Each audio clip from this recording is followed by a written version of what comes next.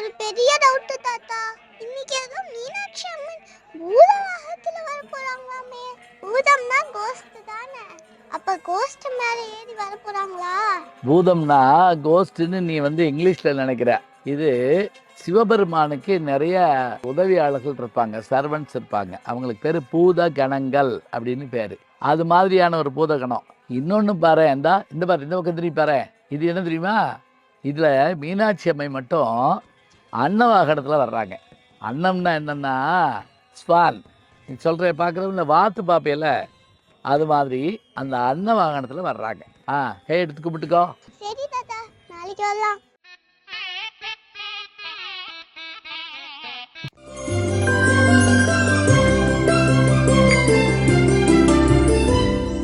வணக்கம். திங்கக்கிழமை வந்த உடனே நமக்கு ஏற்படுற ஒரு மகிழ்ச்சி என்ன அப்படின்னா, இந்த வாரத்தில் நம்ம செய்ய வேண்டிய செயல்களை எல்லாம் விரைவாக, மகிழ்வாக, அற்புதமாக செய்யணுங்கிற எண்ணத்தோடு தொடங்கணும். அது மட்டும் இல்லைங்க, நமக்கான ஒரு இலக்கு என்று ஒன்றை வச்சுக்கிட்டு அந்த இலக்கை நோக்கி நம்ம மெதுவாக நடக்கணும், ஆனால் சரியாக நடக்கணும். அப்படி நம்ம நடப்பதற்கான வாய்ப்பும் வசதியும் கிடைக்கணும். இப்போ நான் யார் யாருடைய கதையெல்லாம் சொல்லியிருக்கேன், எல்லாருடைய வெற்றிகளையும் பேசியிருக்கேன். நான் இப்போ சொல்ல போகிறத நீங்கள் கொஞ்சம் கேளுங்க. என்ன அப்படின்னா, ஒரு பையன் கிராமத்தில் பிறந்த பையன். அவங்க அப்பா ரொம்ப கண்டிப்பானவர். சினிமா பார்த்தா கூட 5 வகையான பாவங்களில் ஒன்றுன்னு நினைக்கக்கூடியவர் அவர். பையன் சினிமா போயிட்டு வந்தால் மறக்காமல் அடிப்பார். அலாரம் வச்சு கூட முழிச்சிருந்து அடிப்பார். ஆனாலும் அந்த பையன் அதுக்காக போகாமல் இருந்தான்னு மட்டும் நினைக்காதீங்க. அவன் எல்லா படத்துக்கும் போவான், எல்லா அடியும் வாங்கிக்கிடுவான். பெரிய சந்தோஷமே அவனுக்கு என்ன அப்படின்னா, அவன் இருந்த கிராமத்துலேருந்து பக்கத்தில் இருக்கக்கூடிய அந்த மதுரைக்கு வந்துட்டு போகணுங்கிற ஆசை தான் பெரிய ஆசை. அதுவும் ரயிலில் மதுரைக்கு வரணுங்கிற ஆசை மாதிரி உலகத்திலே கிடையாது. எந்த நாள் முக்கியமான நாள் கருதுவாங்க தெரியுங்களா? அந்த காலத்தில் அந்த பையனுடைய நண்பர்கள் எல்லாம் சேர்ந்து, எப்படா சித்திரை திருவிழா வரும், அழகர் ஆற்றுல இறங்குவார், அன்றைக்கு மதுரைக்கு போகணும்டா அப்படின்னு யோசிச்சு வச்சுருப்பாங்க.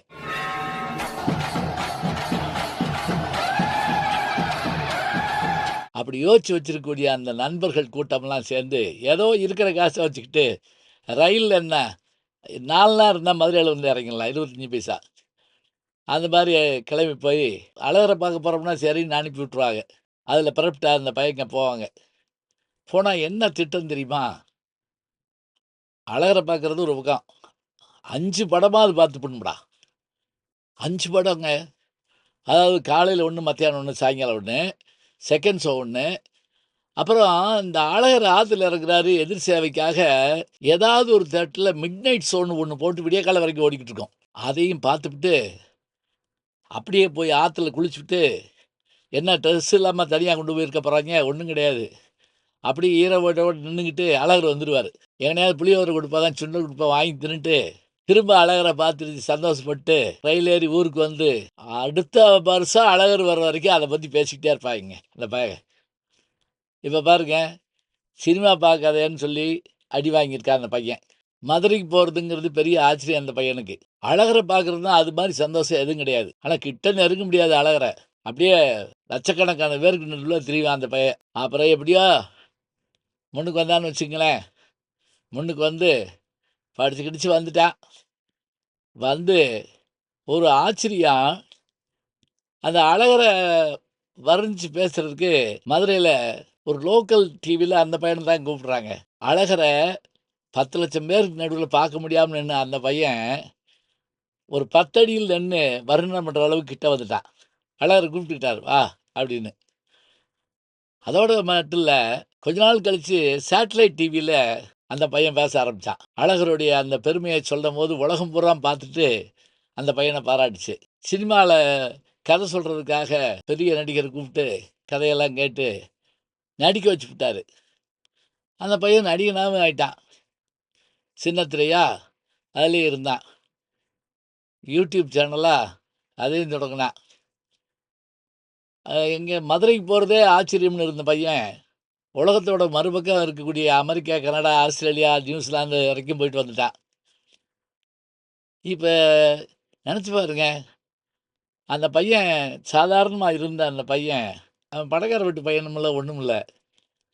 அவன் மனசுக்குள்ளே இருந்த ஆசையின் காரணமாக அவன் என்னவெல்லாம் ஆகணும்னு நினச்சானோ அது பூரா ஆனான்.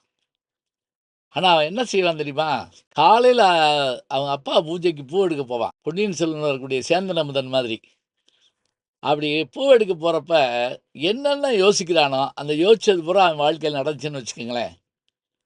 அதிகாலை நேரம், மலர் பறிக்கும் நேரம், மனசுக்குள் சில எண்ணங்களை விதைத்து கொண்டே நடந்த அந்த பையன் என்னென்ன விரும்பினானோ அத்தனையும் அடைஞ்சான்னு சொன்னால், அது இப்போ நான் சொன்னால் நீங்கள் நம்ப மாட்டீங்க. அந்த பையன் யார் உங்களுக்கு தெரியுமான்னு நீங்கள் கேட்பீங்க. தெரியுங்க, உங்களுக்கும் தெரியும், எனக்கும் தெரியும். யார் அந்த பையன்? நான் தான். யாரா அந்த பையன்? நான் தான் அந்த பையன். யாரா அந்த பையன்? நான் தான் அந்த பையன். யாரா அந்த பையன்? இது நான் எதுக்கு சொல்கிறேன் தெரியுங்களா? நம்ம முன்னுக்கு வரணும்னு நினச்சா, நான் அவர் கதையை சொன்னேன், இவர் கதையை சொன்னேன், இவர் கதையை சொன்னேன், அந்த பெண்களுடைய கதையை சொன்னேன், எல்லா கதையும் சொன்னேன், என் கதையவே சொன்னேன். பாருங்க, எவ்வளவு கஷ்டப்பட்டிருப்பேன், எத்தனை சங்கடங்கள் இருந்திருக்கோம். பெருசாக சம்பாரிச்சதுன்னு இல்லைங்க, ஆனால் எங்களுக்கு கவலைகளும் கம்மி தாங்க. எதிர்பார்ப்புகளும் இல்லை, ஏமாற்றமும் இல்லை. ஆனால் எந்த இடத்துக்கு வரணுமோ அந்த இடத்துக்கு அழகரை கூப்பிட்டு வந்துட்டாருங்க. இன்றைக்கி நம்ம யூடியூப் சேனலில் அழகரை பற்றி பேசுகிறப்ப எனக்கு என்ன சந்தோஷம் தெரியுமா? இவரை பார்க்கத்தானே நம்ம வந்தோம், இவரை பார்க்கத்தானே மதுரைக்கு ஓடி வந்தோம், இவரை பார்க்கத்தானே பேசுகிற சினிமா பார்க்க வந்தோம், சினிமாவில் நடிச்சிட்ருக்கோம். இப்போ எல்லா விஷயங்களையும் நாம் விரும்பினோம்னா அந்த விரும்பிட்டு மாத்திரம் உட்காந்துருக்கக்கூடாது. அதை நோக்கி பயணப்பட்டோம்னா, இரவு பகல் பாராது உழைச்சோம்னா, எண்ணியாங்கு எய்துவர் எண்ணியர் திண்ணியராக பெறின் என்ற திருவள்ளுவருடைய வாக்குக்கேற்ப நினைத்ததை நடத்தி காட்டலாம். இன்னும் ஓட வேண்டிய தூரம் நிறையா இருக்குங்க. Evergreen hero Azhagar. அந்த பிஜிஎம்க்கு வந்து நான் ரொம்ப அடிக்ட்.